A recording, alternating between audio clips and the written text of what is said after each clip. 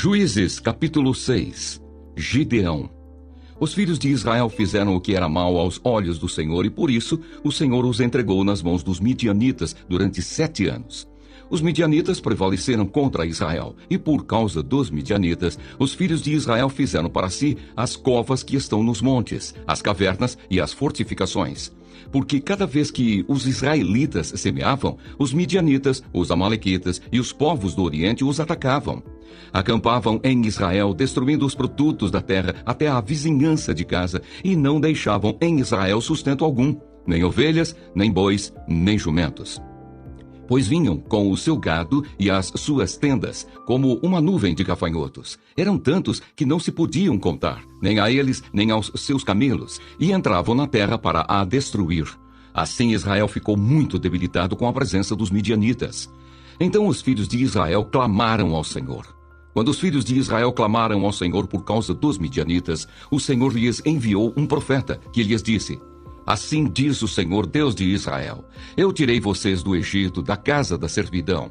Eu os livrei das mãos dos egípcios e das mãos de todos os opressores. Eu os expulsei e dei a vocês a terra deles. E disse: Eu sou o Senhor, o Deus de vocês. Não adorem os deuses dos amorreus, em cuja terra vocês estão morando. Mas vocês não deram ouvidos à minha voz. Então o anjo do Senhor veio e sentou-se debaixo do carvalho que está em Ofra, que pertencia a Joás, da família de Abiezer. Gideão, filho de Joás, estava malhando o trigo no lagar para o pôr a salvo dos midianitas. Então o anjo do Senhor lhe apareceu e lhe disse: O Senhor está com você, homem valente. Gideão respondeu: Ah, meu Senhor, se o Senhor Deus está conosco, por que nos aconteceu tudo isto? E onde estão todas as suas maravilhas que os nossos pais nos contaram? Eles disseram: O Senhor nos tirou do Egito. Porém agora o Senhor nos abandonou e nos entregou nas mãos dos midianitas. Então o Senhor se virou para Gideão e disse: Vá nessa força que você tem e livre Israel das mãos dos midianitas. Não é verdade que eu estou enviando você? Gideão respondeu: Ah, meu Senhor, como livrarei Israel? Eis que a minha família é a mais pobre em Manassés, e eu sou o menor na casa de meu pai. Mas o Senhor disse: Já que eu estou ao seu lado, você derrotará os midianitas como se fossem um só homem. Gideão respondeu: Se de fato encontrei favor aos teus olhos, dá-me um sinal de que és tu, Senhor, que estás falando comigo. Peço que não te afastes daqui até que eu volte. Traga a minha oferta e a coloque diante de ti. Ele respondeu: Eu esperarei até que você volte. Gideão entrou em casa, preparou um cabrito e fez pães sem fermento com 20 litros de farinha. Pôs a carne num cesto e o caldo numa panela. Depois trouxe tudo até debaixo do carvalho e o entregou ao anjo. Porém o anjo de Deus lhe disse: Pegue a carne e os pães sem fermento e coloque-os sobre esta rocha. Depois derrame o caldo em cima. Foi o que Gideão fez. Então o anjo do Senhor estendeu a ponta do cajado que trazia na mão e tocou a carne e os pães sem fermento. Saiu fogo da rocha e queimou a carne e os pães. E o anjo do Senhor desapareceu da presença dele. Quando Gideão viu que era o anjo do Senhor, disse: Ai de mim, Senhor Deus, pois vi o anjo do Senhor face a face. Mas o Senhor lhe disse: Que a paz esteja com você. Não tenha medo, você não morrerá. Então Gideão edificou ali um altar ao Senhor e lhe deu o nome de O Senhor é Paz. Até o dia de hoje, esse altar está em Ofra, que pertence à família de Abiezer. Naquela mesma noite, o Senhor disse a Gideão: Leve o touro que pertence a seu pai, a saber, o segundo touro de 7 anos, e derrube o altar de Baal, que é do seu pai, e corte o poste da deusa Azerá, que está junto ao altar. No alto desse lugar fortificado, faça para o Senhor, seu Deus, um altar em camadas de pedra. Depois pegue o segundo touro e ofereça-o em holocausto com a lenha do poste da deusa Azerá, que você irá cortar.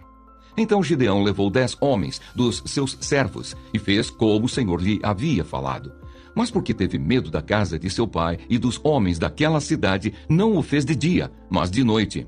De madrugada, quando os homens daquela cidade se levantaram, eis que o altar de Baal estava derrubado e o poste da deusa Azerá, que estava junto dele, cortado. E o referido segundo touro tinha sido oferecido no altar que havia sido edificado. E diziam uns aos outros: Quem fez isto? E perguntando e inquirindo, disseram: Quem fez isso foi Gideão, o filho de Joás. Então os homens daquela cidade disseram a Joás: traga o seu filho para fora para que seja morto, pois derrubou o altar de Baal e cortou o poste da deusa Aserá que estava junto dele. Porém Joás disse a todos os que se puseram contra ele: vocês querem defender a causa de Baal? Vocês querem livrá-lo?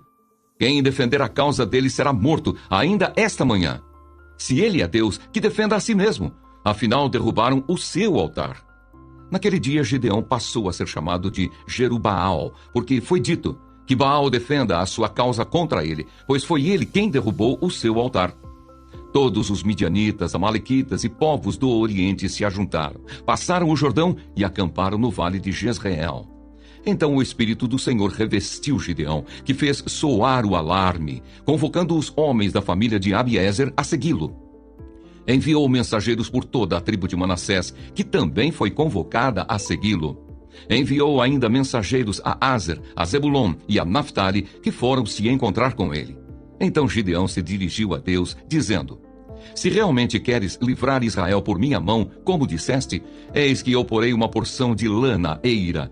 Se o orvalho estiver somente nela, e a terra ao redor estiver seca, então saberei que irás livrar Israel por meio de mim, como disseste.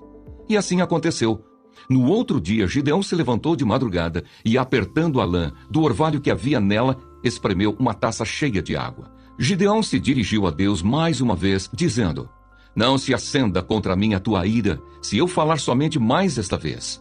Peço-te que me deixes fazer mais uma prova com a lã, que desta vez só a lã esteja seca e que haja orvalho na terra ao redor dela. E Deus assim o fez naquela noite, pois só a lã estava seca, e sobre a terra ao redor dela havia orvalho.